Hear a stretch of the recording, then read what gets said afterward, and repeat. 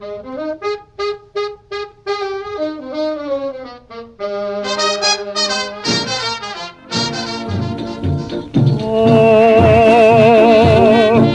você me aparecer.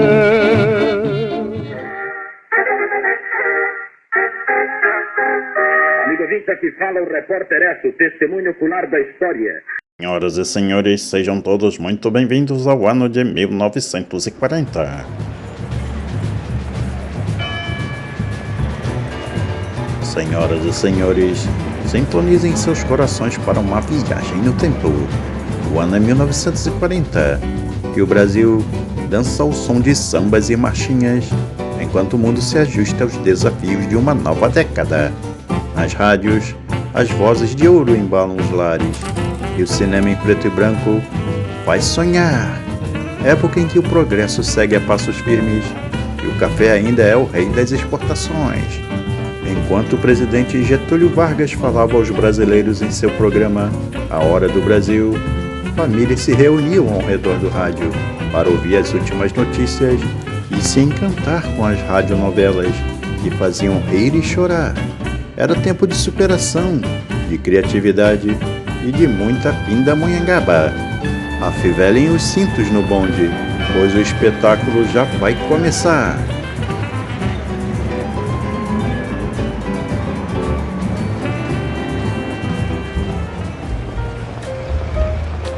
Bem-vindos a mais um episódio da nossa série de retrospecção histórica.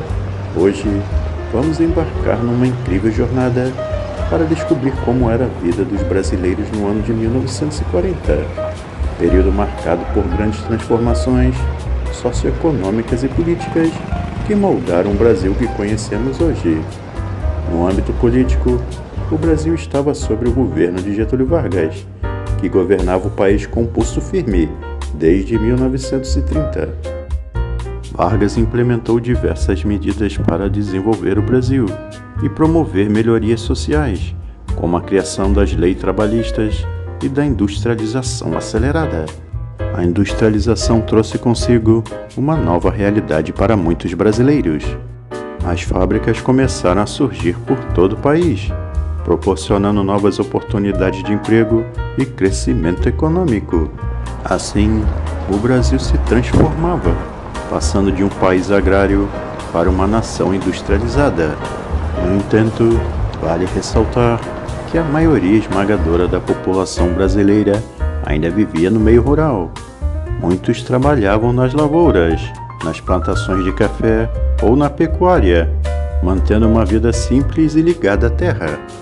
Nas cidades, os brasileiros viam surgir uma série de novidades, como a eletricidade e o telefone, que traziam um novo ritmo para o cotidiano. E nas casas, as mulheres desempenhavam seus papéis domésticos, cuidando do lar e da educação dos filhos. A vida social também tinha lugar de destaque na década de 40. Os eventos sociais, como festas, bailes, idas ao cinema, eram uma maneira de entretenimento e de fortalecer os laços entre os membros da sociedade.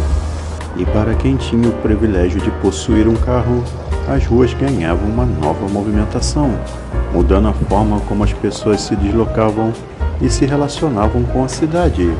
A comunicação também passou por mudanças significativas. O rádio se popularizou, trazendo notícias, entretenimentos e informação para o lar de milhares de brasileiros. E como não falar da moda? As roupas da década de 40 refletiam o estilo de vida da época, com suas saias rodadas e chapéus elegantes, trazendo um toque de glamour para o dia a dia. Senhoras e senhores, sejam todos muito bem-vindos a mais um vídeo do nosso canal. Meu nome é Renato e gostaria de convidá-los a embarcar comigo numa viagem rumo ao ano de 1940. Lembrando aos gentis amigos, não se esqueçam de curtir e compartilhar. Caso ainda não seja inscrito em nosso canal, se inscreva! Como os amigos bem sabem, no ano de 1940, o mundo já estava mergulhado numa guerra mundial. Mas esse não vai ser o objeto do nosso vídeo. Sobre esse evento, já temos uns vídeos específicos aqui no nosso canal. Falando agora sobre o Brasil, no dia 1º de maio, o presidente Getúlio Vargas assinava o decreto que instituiu o salário mínimo no país. No dia 12 de maio, o Autódromo de Interlagos era inaugurado na cidade de São Paulo. No dia 5 de junho, o presidente Getúlio Vargas aprovava amplo apoio militar entre Brasil e Estados Unidos. No dia 10 de junho, o Brasil, ainda neutro na guerra, aceita encarregar-se dos interesses da Itália junto à Grã-Bretanha e suas colônias, o que desagrada aos britânicos. E logo depois, no dia 14 de junho, o governo brasileiro divulga nota reafirmando seu alinhamento com os Estados Unidos e as nações americanas e sua neutralidade na guerra. Os esforços de guerra dos países do eixo, Alemanha, Itália e Japão, e dos aliados, França, Inglaterra, Estados Unidos e União Soviética, envolveram economias do mundo todo, inclusive do Brasil. Importante fornecedor de matéria-prima, Minas Gerais, que na época era o maior exportador de minério do país, também teve sua dinâmica impactada por este triste capítulo da história da humanidade. Mas foi na primeira metade dos anos 40, apesar da guerra, que Belo Horizonte viveu seu auge e teve momentos de celebridade mundial. A capital mineira, enfim, deixou de ser estigmatizada como roça grande e se consolidou como uma capital verdadeiramente moderna, graças a Juscelino Kubitschek.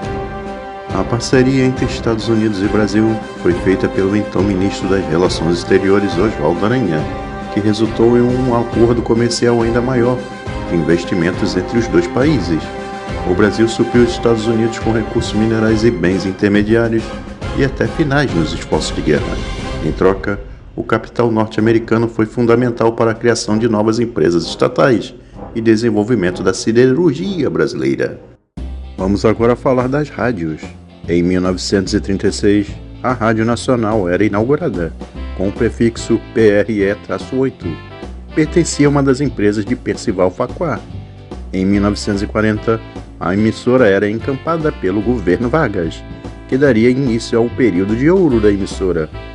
Os programas educativos e entretenimento nos mais variados formatos, humor, esporte, dramaturgia, enfim, vários programas. Em 1941, ia ao ar a primeira radionovela brasileira, Em Busca da Felicidade. A música é um capítulo à parte na Rádio Nacional. Os números musicais eram apresentados por conjuntos diversos, incluindo orquestras da própria rádio. Agora vamos falar dos carros. Com relação ao ano de 1940, estes foram os fatos marcantes.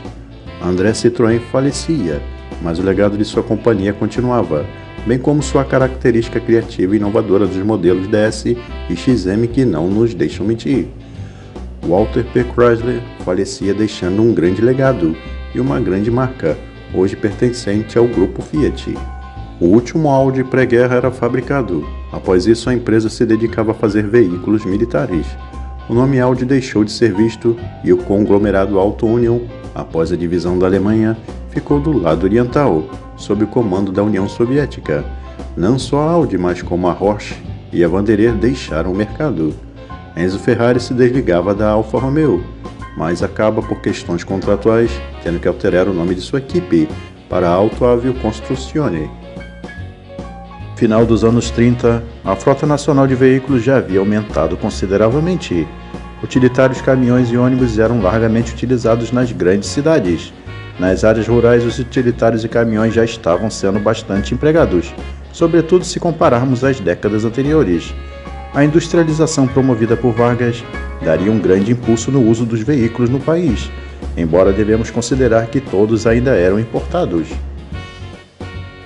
Então é isso, pessoal. Esperamos que os gentis amigos tenham gostado desse vídeo. Lembrando, não se esqueçam de curtir e compartilhar. Se ainda não for inscrito em nosso canal, por obséquio, se inscreva. E até o próximo vídeo, pessoal.